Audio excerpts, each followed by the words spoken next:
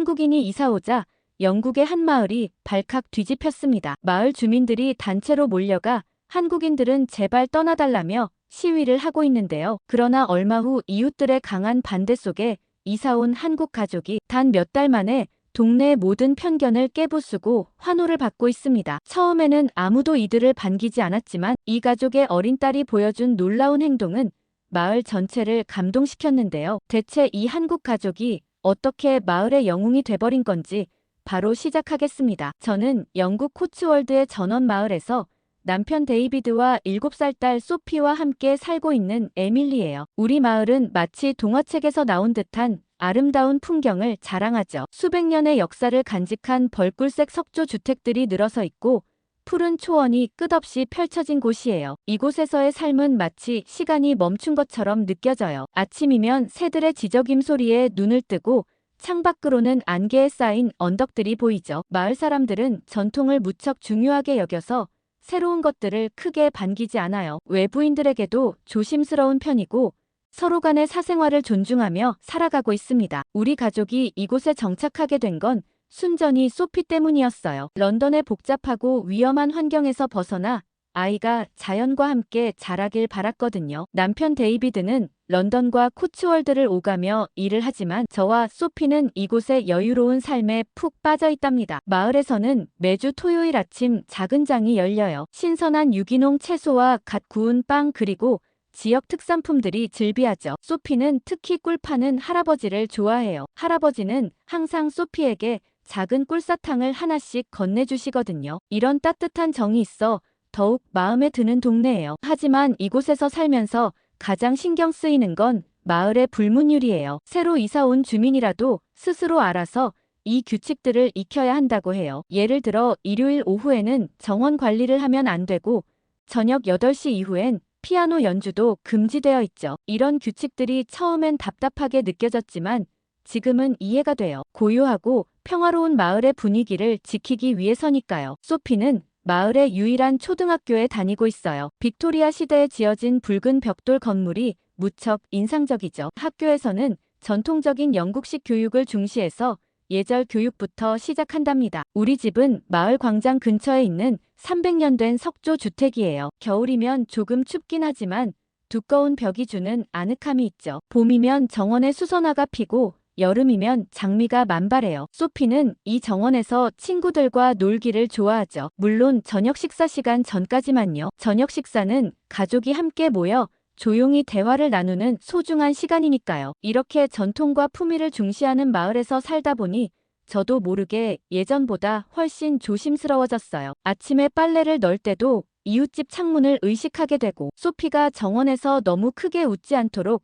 주의를 주게 되었습니다. 때로는 이런 제 모습이 지나치다는 생각도 들지만 이곳의 고요하고 평화로운 분위기를 지키는 것도 주민으로서의 의무라고 생각해요. 그런데 우리 마을의 평화로운 일상은 왕리화와 장웨이펑 부부가 이사 오면서 깨지기 시작했어요. 처음엔 새로운 이웃의 등장을 반가워했죠. 다양한 문화가 공존하는 것도 아이들 교육에 좋을 거라 생각했거든요. 하지만 그건 정말 큰 오산이었습니다. 문제는 그들의 아들 장웨이안에게서 시작됐어요. 소피가 어느 날 학교에서 돌아와 울면서 이야기를 했죠. 장웨이안이 친구들의 장난감을 빼앗고 누가 말리면 주먹을 휘두른다고요. 처음엔 단순한 말썽이려니 했지만 상황은 점점 심각해졌어요. 학교에선 거의 매일 장웨이안과 관련된 사건이 터졌습니다. 다른 아이들의 도시락을 가져가 먹고 마음에 들지 않는다며 바닥에 던지기도 했어요. 체육 시간에는 축구공을 일부러 여자아이들의 얼굴을 향해 차서 다치게 했죠. 급기야 교무실에서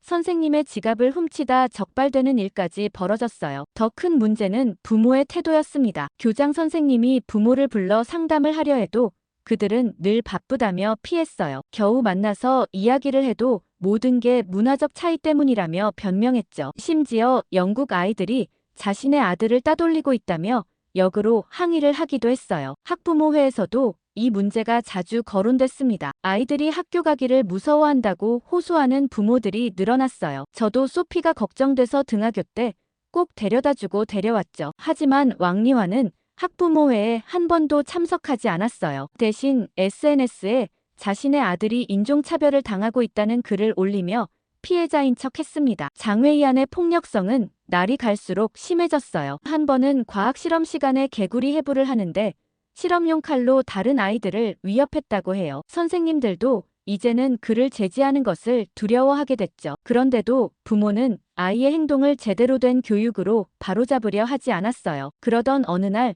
소피가 학교 화장실에서 장외이안을 마주쳤다고 해요. 그날 소피는 온몸을 떨며 집에 돌아왔죠. 장외이안이 자신의 머리카락을 자르겠다고 위협했다고 했어요. 그제서야 저는 더 이상 참을 수 없다고 결심했습니다. 학교와 경찰에 공식적으로 민원을 제기했어요. 다행히 다른 학부모들도 동참해 주었죠. 하지만 장외이펑 부부는 오히려 저희를 협박하기 시작했어요. 자신들이 얼마나 영향력 있는 사람들인지 보여주겠다면서 변호사까지 내세웠죠. 물론 학교는 이 심각한 상황을 해결하기 위해 다양한 노력을 기울였어요. 처음에는 일반적인 절차대로 경고장을 보내고 학부모 상담을 시도했죠. 하지만 장외이안의 부모는 매번 바쁘다는 핑계로 학교에 연락을 회피했습니다. 간혹 상담에 응하더라도 그들의 태도는 전혀 협조적이지 않았어요. 아들의 행동이 잠시 잠잠해지는가 싶다가도 더 큰 문제를 일으키곤 했죠. 마치 고무줄처럼 잠깐 늘어났다가 더 세게 튕기는 것 같았어요. 학부모들의 수많은 민원으로 지역 아동 보호 서비스도 이 사건에 개입하게 됐습니다. 그들은 장외이안의 문제 행동이 가정 환경과 깊은 관련이 있다고 판단했어요. 부모에게 상담과 가족 중재 프로그램 참여를 권했지만 이마저도 거부당했죠. 결국 법적 개입까지 고려하게 되었어요. 결국 학교는 장외이안을 PRU라고 하는 대안교육센터로 보내기로 결정했습니다. PRU는 일반 학교에서 적응하지 못하는 아이들을 위한 특별한 곳이에요. 그곳에서는 소수 정예로 아이들을 관리하며 학업뿐만 아니라 감정 조절이나 대인관계 기술도 가르치는 곳이거든요. 그렇게 장외이안이 PRU로 가게 된 후 학교는 거짓말처럼 평화로워졌습니다. 아이들의 표정이 밝아졌고 복도에서 웃음소리가 다시 들리기 시작했어요. 소피도 더 이상 악몽에 시달리지 않게 됐죠. 학부모들은 교육청에 청원서를 제출했어요. 장외이안이 다시 학교로 돌아오지 못하게 해달라는 내용이었죠. 모두가 그 평화로운 시간이 영원히 지속되기를 바랐습니다. 하지만 이 사건은 우리 마을에 깊은 상처를 남겼어요. 특히 아시아계 가정에 대한 편견이 생기게 됐죠. 전에는 없던 일이에요. 우리 마을은 늘 조용하고 평화로웠거든요. 하지만 이제는 새로운 이웃을 맞이할 때마다 혹시나 하는 걱정이 앞서게 됐죠. 특히 아이가 있는 가정들은 더욱 민감하게 반응했어요. PRU에서는 장외이안의 재활을 위해 최선을 다하겠다고 했고 전문 상담사들이 붙어서 그의 분노 조절 문제를 해결하려 노력한다고 했죠. 하지만 그 집 부부가 전혀 협조를 하지 않으니 근본적인 변화가 가능할까 걱정스러웠습니다. 아무리 좋은 교육 시스템과 지원 제도가 있어도 부모가 협조하지 않고서는 아이의 진정한 변화를 이끌어내기 어렵기 때문이죠. 그렇게 웨이안을 잊어갈 무렵 더 큰 바람이 불어닥쳤습니다. 저는 그날을 아직도 선명히 기억해요. 마을 우체부 피터가 평소보다 일찍 돌아다니며 소식을 전했죠. 메이플 가든 12번지에 한국 가족이 이사 온다는 소식이었어요. 그 소식이 전해지자마자 마을 전체가 마치 쓰나미가 몰아친 것처럼 술렁이기 시작했어요. 아침 산책을 하던 주민들이 길에서 모여 수군거렸고 텃밭에서 일하던 노부부도 호미를 놓고 걱정스러운 목소리로 이야기를 나누기 시작했죠. 특히 장외이안 사건을 직접 겪은 학부모들의 반응이 거셌어요. 마을 카페에 모인 엄마들은 얼굴이 하얗게 질린 채 자신들의 아이들을 어떻게 보호해야 할지 논의했습니다. 누군가는 아예 등교를 거부하게 하자는 극단적인 제안을 하기도 했죠. 저도 마음이 복잡했어요. 소피가 겨우 안정을 찾았는데 또다시 그런 일을 겪게 될까봐 두려웠거든요. 밤에는 장외이안에게 위협당하던 소피의 악몽이 다시 시작될까 걱정됐고 낮에는 새로 올 아이가 혹시 소피의 반에 배정되진 않을까 노심초사했습니다. 하지만 한편으로는 깊은 고민이 들었어요. 정말 모든 아시아 가정을 하나의 잣대로 판단하는 게 옳은 걸까요? 마을의 이런 태도가 또 다른 형태의 폭력은 아닐까 하는 생각이 들었죠. 하지만 장외이안에게 엄청 당했던 터라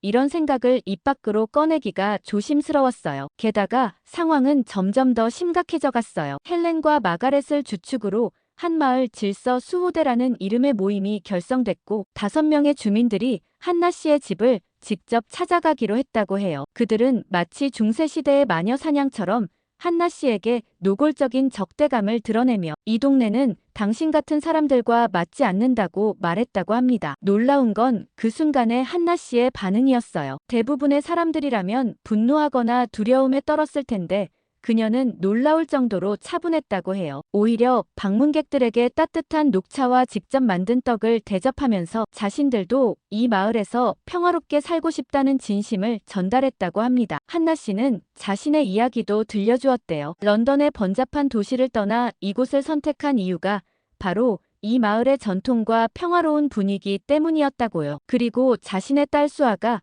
자연 속에서 건강하게 자라길 바란다는 말도 덧붙였다고 합니다. 한나 씨의 진정성 있는 태도는 주민들의 마음을 조금씩 누그러뜨리기 시작했어요. 특히 헬렌은 한나 씨가 건넨 녹차의 맛과 향에 깊은 인상을 받았다고 하더라고요. 떡의 은은한 달콤함도 마음에 들었다고 했죠. 다음 날 열린 주민회의에서도 분위기가 달라졌어요. 처음에 강경한 입장은 조금씩 부드러워졌고 결국 일단 지켜보자는 쪽으로 의견이 모아졌죠. 물론 여전히 경계하는 시선이 많았지만 적어도 노골적인 반대는 수그러들었어요. 저는 한나 씨의 대응이 무척 인상적이었습니다. 적대적인 방문객들을 마주하고도 차분함을 잃지 않은 모습이 대단해 보였어요. 그리고 그녀의 말처럼 모든 가정이 평화로운 삶을 원한다는 게 맞는 것 같았죠. 결국 주민들은 한나 씨 가족에게 기회를 주기로 했어요. 여전히 불안감은 있었지만 적어도 장웨이안의 가족과는 다르다는 걸 느낄 수 있었거든요. 모두의 우려와 달리 한나 씨의 딸이었던 수아의 등교 첫날은 놀라웠어요. 수아는 영어가 서툴렀지만 환한 미소로 친구들에게 먼저 다가갔고 한국에서 가져온 예쁜 스티커를 나눠주며 금세 반 친구들과 가까워졌죠. 소피도 처음엔 긴장했지만 수아가 건넨 반짝이는 별 스티커에 마음이 열렸다고 해요. 수아는 수학 시간에 어려움을 겪는 소피를 도와주었고 미술 시간에는 서로의 그림에 대해 이야기를 나누며 금세 친해졌습니다. 특히 인상 깊었던 건 수아의 리더십이었어요. 환경 프로젝트 주간이 다가왔을 때 반 아이들은 망설임 없이 수아를 리더로 뽑았죠. 수아는 마을의 쓰레기 문제를 해결하자는 제안을 했는데 아이디어가 참신했어요. 수아는 매주 토요일마다 반 친구들과 함께 마을 공원과 강가의 쓰레기를 줍는 캠페인을 시작했습니다. 처음에는 몇 명뿐이었지만 점점 다른 반 아이들도 동참하기 시작했어요. 아이들은 줍는 쓰레기의 종류를 기록하고 이를 바탕으로 환경 보호 계획을 세웠죠. 더 놀라운 건 수아가 제안한 에코 포인트 시스템이었어요. 쓰레기를 주워올 때마다 포인트를 적립하고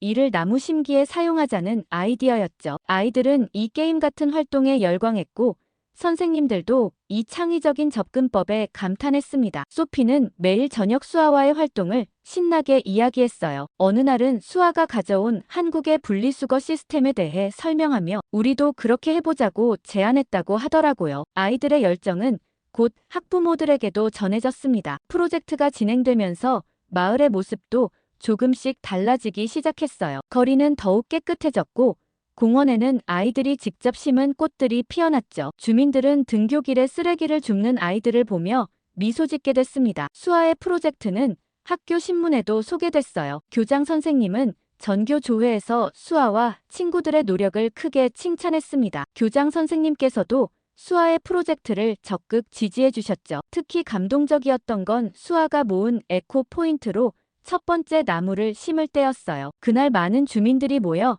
아이들의 성과를 축하해 주었죠. 누군가는 시원한 레모네이드를 준비해 왔고 또 다른 이는 직접 구운 쿠키를 나눠주었습니다. 그날 이후 동네 주민들의 인식이 싹 바뀌었습니다. 이제는 아침 산책을 할 때마다 수아와 친구들이 심은 나무들을 보며 미소 짓게 되어 처음에 가졌던 우리의 편견이 얼마나 부끄러웠는지 모르겠습니다. 수아는 우리 마을의 단순히 깨끗한 거리만이 아닌 따뜻한 마음도 가져다 주었어요. 지금 생각해보면 우리가 얼마나 좁은 시각으로 세상을 바라보았는지 알 수 있어요. 한 아이의 순수한 마음이 우리 모두의 생각을 바꾸어 놓았습니다. 수아로 인한 긍정적인 변화가 계속되면서 학부모들 사이에서는 자연스럽게 한국식 교육에 대한 관심이 피어나기 시작했어요. 매일 아침 일찍 일어나 스스로 준비하는 수아의 모습, 공부할 때의 집중력 그리고 어른들을 대하는 예의 바른 태도까지 모두가 신기해했죠. 처음으로 열린 학부모 모임에서 한나 씨는 한국의 교육 방식에 대해 이야기를 했어요. 특히 책임감 교육이 인상적이었습니다. 아이들에게 작은 일부터 책임지게 하고 그것을 잘 해냈을 때 충분히 칭찬해주는 방식이었죠. 한나 씨는 수아가 매일 아침 자신의 이부자리를 정리하는 것부터 시작했다고 해요. 처음에는 서툴렀지만 계속된 연습으로 지금은 완벽하게 해낸다고 했죠. 책상 정리부터 옷 깨기까지 모든 것을 스스로 하는 습관이 자연스럽게 몸에 배었다고 합니다. 협력 중심 놀이도 흥미로웠어요. 한국에서는 아이들이 함께 노는 것을 중요하게 여긴다고 해요. 수아는 친구들과 함께하는 전통 놀이를 소개했는데 그 중에서도 공기놀이가 특히 인기를 끌었죠. 처음에는 다들 의심의 눈초리로 바라봤어요. 과연 이런 교육 방식이 효과가 있을까 하는 의구심이 컸죠. 하지만 시간이 지날수록 변화는 분명히 보였습니다. 소피도 수아의 영향을 받아 조금씩 달라지기 시작했어요. 아침에 일어나면 스스로 침대를 정리하고 책가방도 챙기더라고요. 전에는 상상도 못했던 모습이었죠. 숙제도 미루지 않고 그날그날 해내는 습관이 생겼어요. 다른 아이들도 마찬가지였어요. 수아가 보여준 책임감 있는 모습은 자연스럽게 친구들에게 영향을 미쳤죠. 교실에서도 서로 돕고 배려하는 분위기가 형성되었다고 해요. 학교 선생님께서도 모두들 수아를 따라 많이 달라졌다고 칭찬하셨죠. 수아가 하면 뭐든 다 따라하려고 하니 점심시간까지 달라졌다고 하셨습니다. 수아는 도시락을 깔끔하게 먹은 뒤 항상 자리를 깨끗이 정리하는데 친구들도 이런 모습을 보고 따라하기 시작했답니다. 그런 변화가 느껴지자 학부모회에서는 한나 씨를 다음 학부모 모임에도 나와달라고 부탁했고 한나 씨의 교육 방법을 더 집요하게 물어봤죠. 한나 씨는 더 구체적인 이야기를 들려주었어요. 한국의 똑똑한 아이보다 바른 아이로 키우기라는 교육 철학을 설명했죠. 이제는 부모들이 진지하게 귀 기울이며 질문을 하기 시작했어요. 특히 수아가 보여준 리더십은 한국식 교육의 장점을 잘 보여주었어요. 환경 프로젝트에서 보여준 책임감과 협동심은 분명 가정교육의 영향이 컸죠. 이제는 학부모들이 먼저 한나 씨에게 조언을 구하기 시작했어요. 자녀 교육에 대한 고민을 나누고 해결책을 함께 찾아가는 모습이 자연스러워졌죠. 처음에 냉담했던 분위기는 온데간데 없이 사라졌습니다. 한국 가족에 대한 편견도 자연스럽게 해소되기 시작했어요. 이제는 그들이 우리 마을의 소중한 일원이라는 것을 누구도 의심하지 않게 되었죠. 오히려 그들의 존재가 우리 마을을 더욱 풍요롭게 만들어주었다는 걸 깨닫게 되었습니다. 그렇게 평화로운 날들도 잠시 충격적인 소식이 마을을 뒤흔들었어요. PRU 프로그램을 마친 장웨이안이 다시 학교로 돌아온다는 소식이었죠. 교장 선생님은 정말 고민을 많이 하셨지만 PRU에도 다녀왔고 원칙에 따라 바로 아이를 퇴학시킬 수는 없다고 하셨어요. 모든 아이에게 두 번째 기회가 필요하다며 웨이안의 복귀를 승인했다고 합니다. 하지만 웨이안의 행동은 전혀 나아지지 않았어요. 오히려 더 악화된 것 같았죠. 특히 수아와 그녀의 친구들을 집중적으로 괴롭히기 시작했습니다. 환경 프로젝트로 주목받는 수아를 질투하는 듯 했어요. 처음에는 수아의 필통이 사라졌어요. 그 다음엔 소피의 도시락이 없어졌죠. 아이들은 웨이안을 의심했지만 증거를 찾을 수 없었습니다. 그러다 어느 날 한 아이가 웨이안이 자신의 사물함에 훔친 물건들을 숨기는 것을 목격했어요. 공원에서의 사건은 더 심각했어요. 수아와 친구들이 쓰레기를 줍고 있을 때 웨이안이 나타나 모아둔 쓰레기를 일부러 다시 흩뿌렸죠. 아이들이 말리자 웨이안은 소피를 밀쳐 넘어뜨렸고 무릎에 상처가 나고 말았어요. 가장 큰 문제는 학교 발표회 준비 때였습니다. 수아와 친구들은 환경 보호에 대한 발표를 준비하고 있었어요. 웨이안은 연습하는 교실에 들어와 의도적으로 소음을 내고 발표 자료를 망가뜨렸죠. 수아는 놀랍게도 화를 내는 대신 웨이안에게 다가가 대화를 시도했어요. 힘으로는 진정한 친구를 만들 수 없다며 함께 활동하자고 제안했죠. 하지만 웨이안은 수아의 얼굴에 침을 뱉으며 모욕적인 말을 퍼부었습니다. 이런 상황에서도 수아는 놀라운 인내심을 보여줬어요. 어른도 하기 어려운 일이었죠. 하지만 웨이안의 적대감은 날이 갈수록 커져만 갔습니다. 그러던 어느 날은 웨이안이 수아의 과학 프로젝트를 완전히 망가뜨렸어요. 한 달 동안 정성껏 키운 식물 실험이었는데 모든 화분을 땅에 내던져버렸죠. 수아는 처음으로 눈물을 보였습니다. 저는 왜 이럴 때 한나 씨가 나서지 않는지 궁금했어요. 다른 부모들은 웨이안이 자신의 아이에게 조금의 해라도 가하면 바로 학교에 전화하고 난리가 나는데 왜 한나 씨는 별다른 반응을 보이지 않을까 싶었죠. 그런데 적반하장으로 더 심각한 건 웨이안의 부모님 태도였어요. 상담을 요청해도 늘 바쁘다며 피했고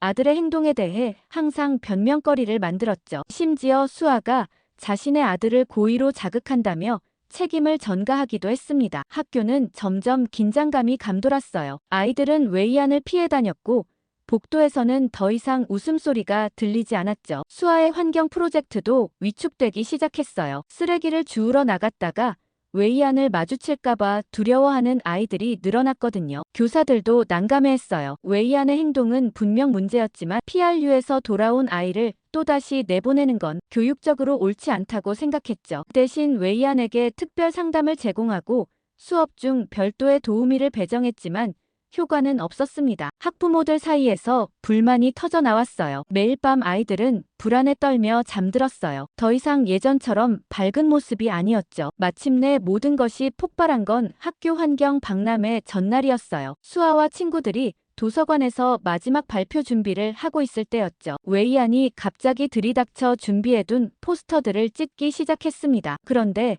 아이들이 이번에는 다른 반응을 보였다고 하더라고요. 수아와 친구들이 한마음으로 뭉쳤죠. 소피가 선생님을 부르러 갔고 다른 친구들은 수아를 중심으로 원을 그리며 서서 웨이안을 막아섰습니다. 더 이상 도망치거나 숨지 않기로 한 거예요. 웨이안은 더욱 흥분해서 의자를 던지기 시작했어요. 수아는 차분한 목소리로 웨이안을 설득하려 했지만 그때 웨이안이 수아의 얼굴을 향해 주먹을 날렸어요. 다행히 선생님들이 제때 도착했어요. 웨이안의 폭력적인 행동을 직접 목격한 선생님들은 즉시 교장실로 향했죠. 이제는 더 이상 눈 감아줄 수 없는 상황이 된 거예요. 긴급 교직원 회의가 소집됐고 결국 웨이안의 즉각적인 퇴학이 결정됐습니다. 이번에는 학부모들도 강경하게 나섰어요. 왕리화 가족에게 동네를 떠나라는 요구가 쏟아졌죠. 하지만 왕리화는 달라지지 않았어요. 오히려 인종차별이라며 소송을 하겠다고 협박했죠. 변호사를 내세워 학교와 주민들을 위협했지만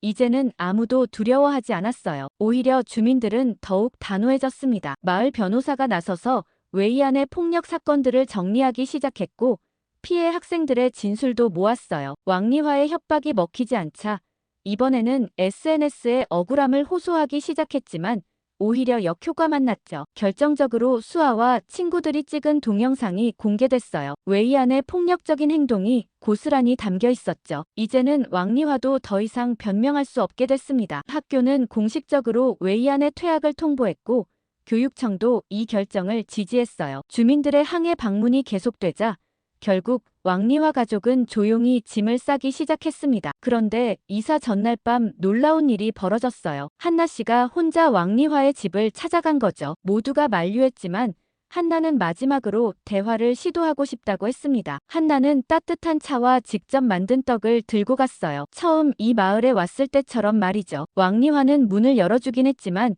비웃는 듯한 표정이었습니다. 하지만 한나는 흔들리지 않았어요. 그러면서 조용히 자신의 이야기를 시작했어요. 한나는 아이의 행동은 부모의 책임이라는 점을 강조했어요. 부모가 먼저 변하지 않으면 아이도 변할 수 없다고 했죠. 웨이안의 문제 행동도 결국 부모의 태도에서 비롯된 것이라고 조심스럽게 말했습니다. 처음엔 왕리화가 비아냥거리며 웃었어요. 하지만 한나가 진심을 다해 이야기하자 조금씩 표정이 달라지기 시작했죠. 특히 한나가 자신의 실수와 고민들을 솔직하게 털어놓자 왕리화의 눈빛이 흔들렸습니다. 한나는 아직도 늦지 않았다고 말했어요. 지금이라도 웨이안의 문제를 인정하고 함께 해결하려 노력한다면 새로운 시작이 가능하다고 했죠. 전문가의 도움을 받을 수 있는 방법도 구체적으로 제안했습니다. 순간 왕리화의 눈에 눈물이 고이는 듯 했어요. 마치 오랫동안 쌓아온 벽이 조금씩 무너지는 것 같았죠. 하지만 그때 웨이안이 갑자기 방에서 나와 엄마의 옆에 섰습니다. 그 순간 왕리화의 표정이 다시 굳어졌어요. 아들 앞에서 자신의 잘못을 인정할 수 없다는 듯이 말이죠. 다시 차가운 목소리로 자신들은 아무 잘못도 없다고 말했습니다. 한나는 마지막으로 부모의 용기가 아이를 변화시킬 수 있다고 말했어요. 하지만 왕리화는 이미 등을 돌린 뒤였죠. 결국 변화의 기회는 물거품이 되고 말았습니다. 다음 날 아침 왕리화 가족은 아무도 모르게 조용히 마을을 떠났어요. 이삿짐 차가 떠나는 모습을 지켜보며 한나는 깊은 한숨을 내쉬었죠. 사람은 바뀌지 않는다는 걸 가슴 깊숙이 느꼈습니다. 이제 우리 마을은 다시 평화를 되찾았어요. 하지만 한나의 마지막 시도는 우리에게 중요한 교훈을 남겼습니다. 때로는 끝까지 포기하지 않고 대화를 시도하는 용기도 필요하다는 것을요. 비록 결과는 실패했지만 한나의 진심 어린 노력은 우리 모두의 마음에 깊은 감동을 주었어요. 지금도 가끔 한나는 웨이안을 생각한다고 해요. 어쩌면 그날 밤의 대화가 언젠가 그의 마음속에서 작은 변화의 씨앗이 될지도 모른다고 말이죠. 왕리와 가족이 떠난 후 우리 마을은 완전히 달라졌어요. 주민들은 한국 가족과 중국 가족의 차이를 뼈저리게 느꼈죠. 수아가 보여준 용기와 리더십 그리고 한나의 성숙한 대처는 모든 이의 마음을 움직였습니다. 특히 수아가 친구들을 지키기 위해 보여준 모습은 잊을 수가 없어요. 폭력 대신 대화를 선택하고 두려움 속에서도 친구들과 뭉쳐 서로를 보호했죠. 한나 역시 마지막까지 왕리화와의 대화를 포기하지 않았어요. 비록 실패했지만 그녀의 진정성은 우리 모두에게 깊은 감동을 주었습니다. 주민들은 자발적으로 한국 가족에게 사과하기 시작했어요. 처음에 보였던 편견과 차별에 대해 진심으로 미안하다고 했죠. 한나는 오히려 그런 과정이 있었기에 서로를 더 깊이 이해하게 됐다며 따뜻하게 받아들였습니다. 변화는 자연스럽게 이어졌어요. 한나가 이웃들을 초대해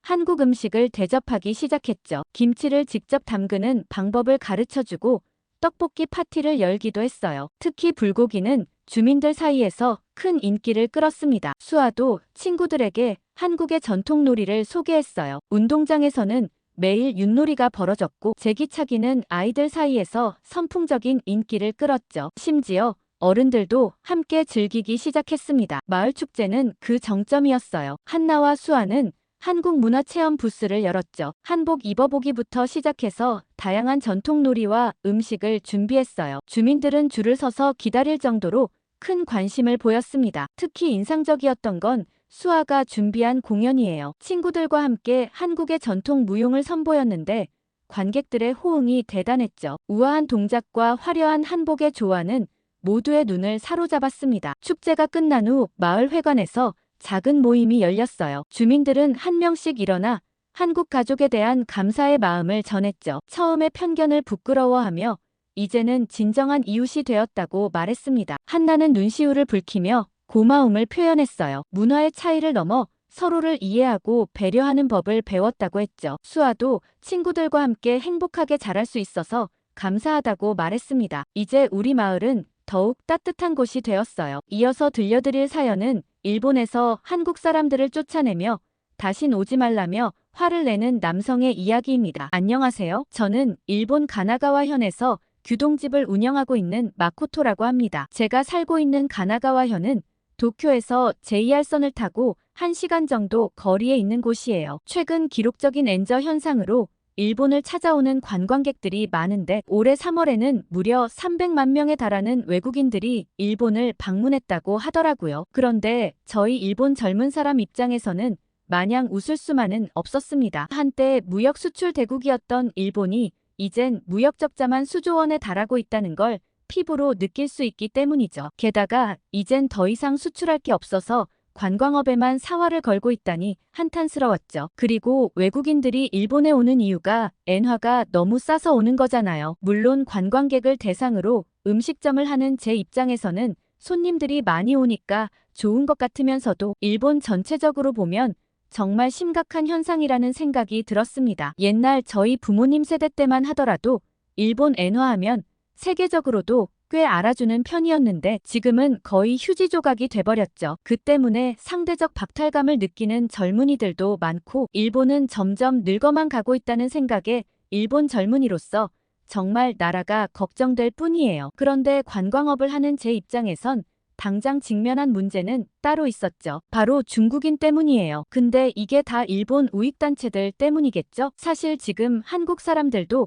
일본에 굉장히 많이 오고 일본을 어느 정도 먹여 살리고 있지만 한심한 일본 정부 사람들은 바보 같은 선택을 하고 말았습니다. 한국 사람들은 와봤자 돈도 많이 안 쓰고 맛집만 가고 소소하게 돈키호테에서만 구매하고 간다며 한국인 대신 중국인들을 적극적으로 유치하기 위한 정책을 시작했어요. 중국인 관광객들은 명품 쇼핑도 어마어마하게 하는 데다가 면세점에서도 돈을 많이 쓰기 때문에 한국보단 중국인들을 유치하는 게 더 이득일 거란 판단이었죠. 그렇게 일본 관광청에서는 중국에서 출발하는 일본행 항공편도 대폭 늘리고 비자를 간소화하면서 중국인 유치에 사활을 걸었습니다. 그 효과 덕분인지 중국의 명절 중 하나인 5월 노동절에 무려 200만 명에 달하는 중국인들이 밀려들었어요. 그러나 막상 일본이 기대한 효과를 하나도 볼 수 없었습니다. 중국 역시 높아진 물가에 경제 위기로 초저가 여행을 하는 게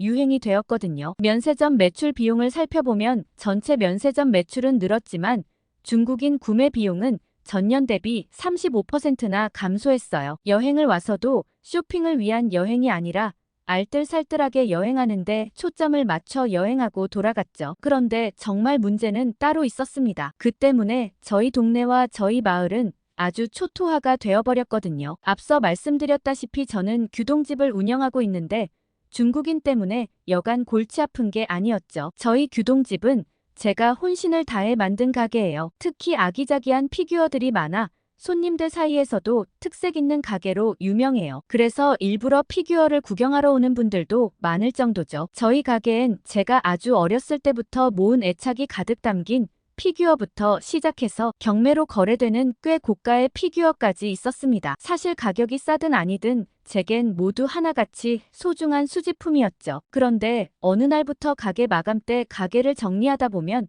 피규어가 하나씩 없어졌습니다. 아주 작은 미니 피규어라서 가져가시는 분들은 잘 모를 거라 생각하지만 제겐 하나하나 애착이 담긴 물건이라 제자리가 어딘지 모두 다 기억하고 있거든요. 처음엔 손님이 모르고 흘린 걸 제가 청소하다 무심코 치워버렸다고 생각하기도 하고 손님이 사진 찍으시다가 모르고 가방에 떨어뜨리셨나 하곤 좋게 생각했었죠. 혹여나 모르고 가져갔다면 연락이라도 해주시지 않을까 한참을 기다렸습니다. 그런데 누구에게도 그런 연락은 오지 않았죠. 그런데도 저는 손님을 의심하고 싶진 않았습니다. 나중에 찾아보면 혹시나 가게 구석에서 나오거나 누군가 꼭 찾아서 돌려주지 않을까 하는 믿음을 갖고 있었죠. 제가 그 얘기를 제 친구 스즈메에게 했더니 스즈메는 누가 가져갔는지 본인이 알고 있다고 하는 거예요. 저는 도대체 어떻게 알고 있냐고 물어봤더니 누구긴 누구냐며 중국인 관광객들이라고 하더라고요. 스즈메는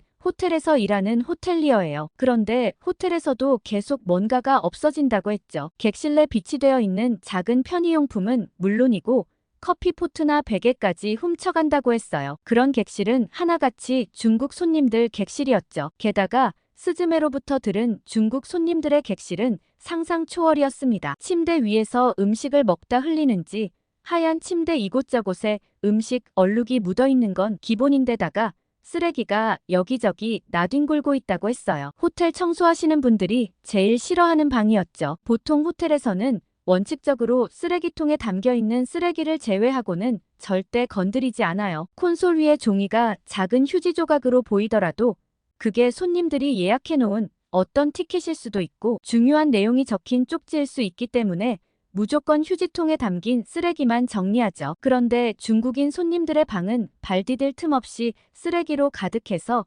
청소하기 매우 난처하다고 했어요. 그렇다고 청소를 제대로 안 해놓으면 바로 프론트로 전화를 걸어서 방이 더러우니 룸 업그레이드를 해서 다른 방으로 보내달라고 막무가내로 우긴다고 했죠. 안 그래도 요새 중국인 관광객이 늘어서 호텔이 그야말로 아비규환이라고 했습니다. 직원들이 힘들어서 너도 나도 휴가를 쓰고 들어가거나 심지어 퇴사를 하는 동료들도 하나둘 생기기 시작했다고 했습니다. 저는 스즈메의 말을 듣고 나서도 정말 중국 손님이 우리 가게의 피규어를 가져간 걸까 생각해봤죠. 그런데 애초에 저희 가게에는 중국인 손님들이 그렇게 많지 않을 뿐더러 매우 잠깐 지나치는 곳인데 우리 가게에 오는 손님들만큼은 절대 그럴 리 없다고 믿고 싶었습니다. 그러던 어느 날 굉장히 고가의 피규어가 사라지고 말았습니다. 고가의 피규어이기도 하지만 애초에 구하기가 정말 힘든 한정판 피규어였어요. 피규어가 사라지자마자 드는 생각은 CCTV라도 진작에 그냥 달아둘 걸 하는 마음이었습니다. 하늘이 무너지는 것 같은 기분이 들었죠. 제가 멍하니 계산도 못하고 정신을 빼놓고 있자 한국인 손님이 저를 두어 번 불렀습니다. 저는 다급히 죄송하다고 얘기하고는 계산하실 거죠? 라고 물었습니다. 이어진 한국인 손님의 대답에 저는 당황스러움을 숨길 수 없었어요. 손님은 이미 돈을 지불했고 제가 거스름돈을 줘야 하는 타이밍이었던 거죠. 저는 정말 죄송하다고 제가 아끼는 피규어가 사라져서 제정신이 아니라며 사과 인사를 덧붙였습니다. 그러자 손님은 저기 가운데 있던 큰 거 말인가요? 라고 물었죠. 안 그래도 그 손님이 들어올 땐 눈에 잘 띄는 곳에 위치해서 인상적이었는데 밥을 다 먹고 보니 없어서 의아했다고 하셨습니다. 손님은 자리에서 브이로그 촬영을 위해 영상을 찍었는데 혹시 뒤편에 나오는지 한번 보실래요? 라고 해주셨죠. 저는 혹시나 지푸라기라도 잡는 심정으로 손님의 카메라 속 영상을 돌려보았습니다. 영상 시작 부분엔 식당에 앉아 이런저런 수다를 떠는 모습이 보였죠. 다행히 화면 안에는 제가 잃어버린 피규어까지 찍혀 있었습니다. 저희 둘은 잔뜩 긴장한 채로 영상을 보고 있었죠. 그러자 갑자기 한 남자가 나타나 피규어를 획하고 채갔고 남자가 앞서서 가게에서 나온 다음에 여성이 따라 나갔어요. 이 사람들은 의도적으로 시간차를 두고 나가는 것 같았고 애초에 저희 가게에 온 목적이 음식이 아니라 피규어였던 것 같았습니다. 피규어를 낚아채는 빠른 손놀림에 놀랄 수밖에 없었죠. 짧게 찍힌 영상이었지만 중국인인 게 분명했고 경찰에 신고하고 얼마 되지 않아 그 사람을 찾을 수 있었습니다. 심지어 그 사람이 오늘 올린 SNS 게시글에는 저희 규동집이 맛있다고 일본에 오면 꼭 와보라는 글도 있었습니다. 그리고 그 사람이 훔쳐간 피규어와 함께 찍은 사진도 있었습니다. 그 사진 밑에는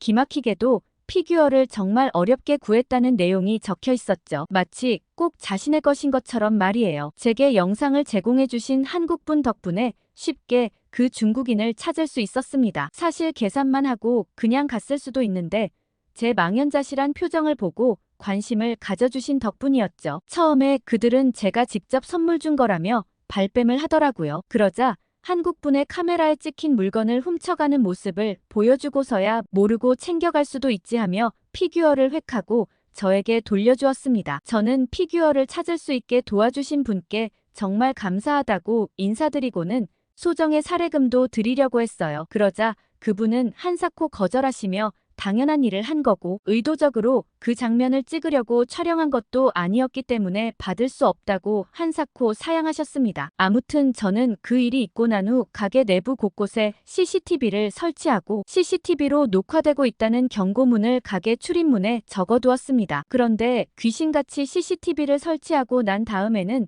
더 이상 그런 일이 생기지 않았죠. 그래도 다행히 CCTV라고 하면 어느 정도 효과가 있는가 보다 생각했습니다. 그런데 가게에는 또 다른 문제가 생겼습니다. 저희 가게는 원래 동네 분들 대상으로 장사를 하다가 하나둘 입소문을 타기 시작해 지금은 동네 분들과 관광객의 비율이 반반 정도 되는 편이에요. 그런데 동네 분들이야 워낙 오래 뵀던 분들이기도 하고 저와 개인적인 친분이 많은 분들이기 때문에 메뉴 하나 시켜서 드셔도 그러려니 했어요. 식사 시간이 안 맞는 젊은 신혼부부부터 각자 시간을 보내시고 저녁을 먹으러 온 노부부까지 다양했기 때문이에요. 그리고 워낙 자주 오는 단골분들이시기도 하죠. 그런데 그런 손님들을 쉽게 볼 수 있어서 그런지 관광하러 오신 중국분들도 메뉴를 하나만 시키겠다고 우기셨고 저는 정말 난처했습니다. 저도 처음엔 이해하고 넘어가려고 했는데 점점 도가 지나치더니 이젠 가게에 함께 들어온 손님이 4명이 넘는데도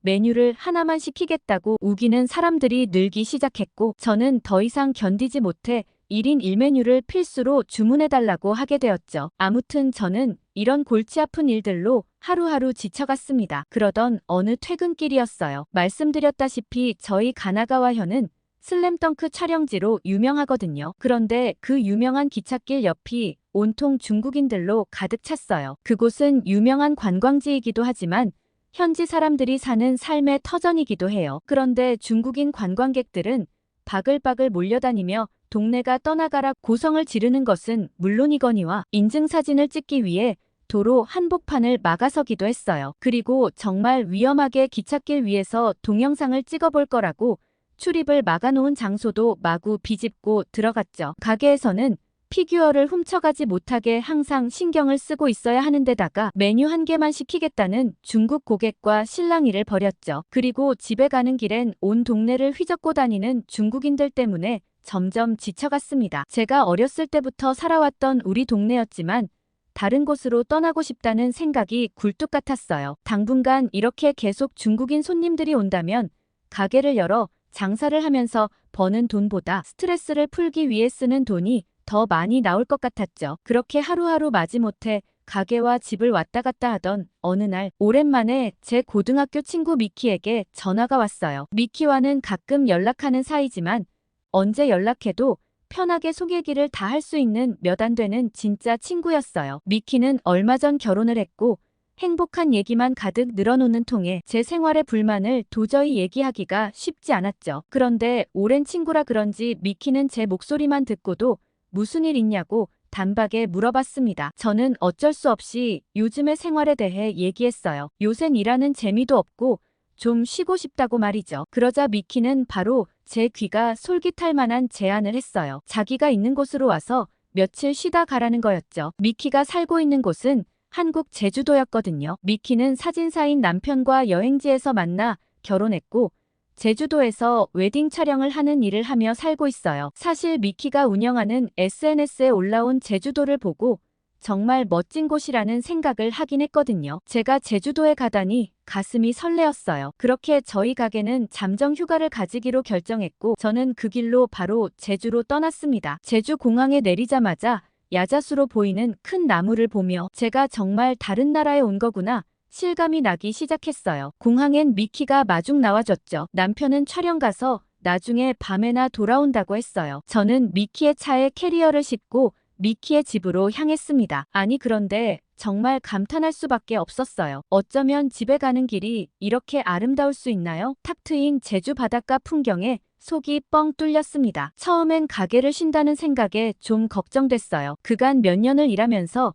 3일 이상 쉬어본 적이 없는 가게였거든요. 그런데 막상 휴가를 걸어놓고 오니 제게도 이런 쉬는 시간이 필요했다는 생각이 들었습니다. 정말 잘 왔다는 생각을 했죠. 제주도라고 해서 거기도 혹시 중국인이 많으면 어쩌나 걱정스러웠지만 미키는 자기 집 근처는 관광객들이 많은 곳이 아니라 절대 걱정하지 않아도 된다고 했어요. 주로 현지인들이 대부분이라 한국 사람들 뿐이고 작은 마을이라 그렇게 시끄럽지도 않다고 하더라고요. 사실 저는 절대로 자고 갈 생각이 없었어요. 그런데 미키의 남편이 일본에서 멀리 온 손님인데 그냥 우리 집에서 여행 내내 편하게 지내다 가라고 얘기했다고 했죠. 그런데 신혼부부에게 그게 무슨 민폐인가 싶어 절대 안 자겠다고 했는데 사정사정하는 통에 딱 하루만 잔다고 했습니다. 그렇게 미키의 집에 도착했고 저는 눈이 휘둥그레졌어요. 한국 사람들은 아파트에 많이 산다길래 저도 아파트와 비슷한 곳일 줄 알았는데 작은 단독주택이더라고요. 그리고 앞에는 바다가 펼쳐져 있었습니다. 정말 완벽한 곳이라며 미키를 부러워했죠. 미키는 사실 결혼해서 정말 좋은 건 제주도에 사는 것도 바다가 보이는 단독주택에 사는 것도 아니라고 했어요. 아니 그 둘도 다 아니라면 도대체 뭐냐고 저는 물어볼 수밖에 없었죠. 그러자 미키는 제일 만족스러운 건 한국 사람과 결혼했다는 점이라고 했어요. 저는 도대체 한국 남자의 매력이 뭐길래 그렇게 만족스럽냐고 물어봤습니다. 미키는 일본 남자들은 대부분 소심하고 소극적인데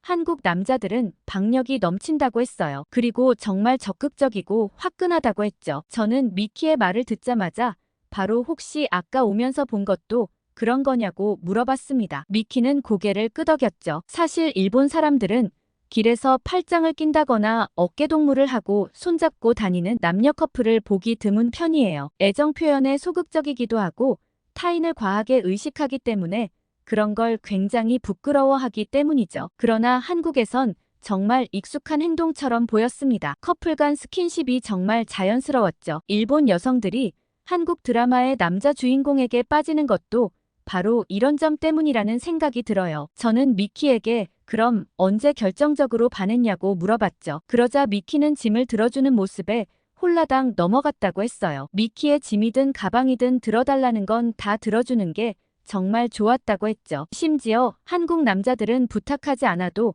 그냥 뭐든 다 해주려 해서 보호 본능이 굉장히 강하다고 했습니다. 저는 한국 남자는 그런 것도 해주냐며 의아해했어요. 그러자 미키는 화장실 갈 땐 화장실 앞에서 가방을 들고 기다리기도 한다고 말했습니다. 저는 입이 떡 벌어졌어요. 미키의 연애 이야기를 들으면서 시간 가는 줄 몰랐고 그런 다정한 한국 남자와 한번 사귀어보고 싶다는 생각까지 들었죠. 그렇게 저녁 시간이 다 되어갔고 미키의 남편 수호 씨가 일 끝나고 돌아왔어요. 수호 씨는 일부러 오늘 좀 일찍 왔다며 손님 대접을 제대로 해야 하지 않겠냐고 하면서 저녁 준비를 시작했습니다. 저는 밥을 매일 해주냐고 놀랄 수밖에 없었죠. 수호 씨는 가능하면 제가 하고 주로 미키가 잘 챙겨주는데 오늘은 미키의 친구가 왔으니 직접 대접해주고 싶은 마음이라고 했습니다. 원래 한국에선 결혼식을 하기 전 청첩장을 주고 밥을 사주는 문화가 있는데 저에겐 그렇게 하지 못해서 늘 마음에 걸렸다고 했어요. 저는 한국의 그런 문화도 참 신기하더라고요. 일본에선 아주 제한된 하객에게만 초대장을 발송하고